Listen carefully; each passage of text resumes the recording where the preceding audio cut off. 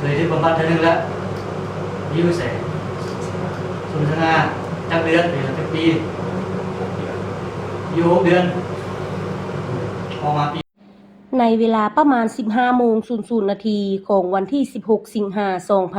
2024ทางเจ้าหน้าที่แผนกตำรวจกองบัญชาการปกส.เมืองอนุวงศ์แขวงไชยสมบูรณ์ได้กักตัวเป้าหมายค้าขายยาเสพติดได้1 คน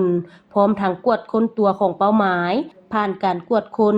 จึงพบเห็นยาเสพติดประเภทยาบ้าจำนวน32 เม็ดโทรศัพท์1 เครื่องและเงินกีบธนาคารจำนวน2 ล้านกีบหลังจากนั้นทางเจ้าหน้าที่จึงได้ดำเนินการสืบสวนสอบสวนผ่านการสืบสวนสอบสวนในเบื้องต้น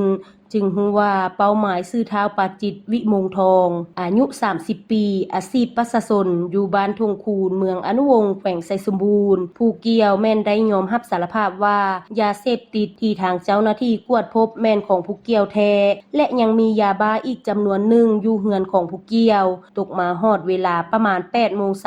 ของวันที่ 17 สิงหาคม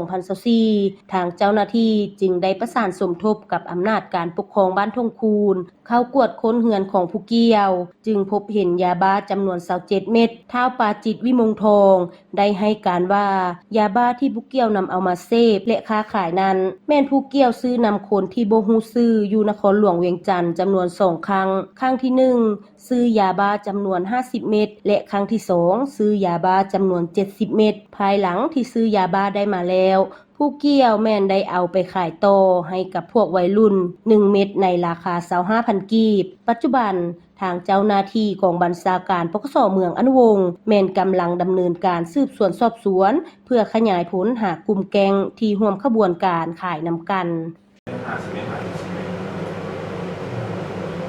70 เมตรจักเทื่อชื่อ2 เทื่อไปซื้อนึงเขาซื้อเม็ดเท่าไหร่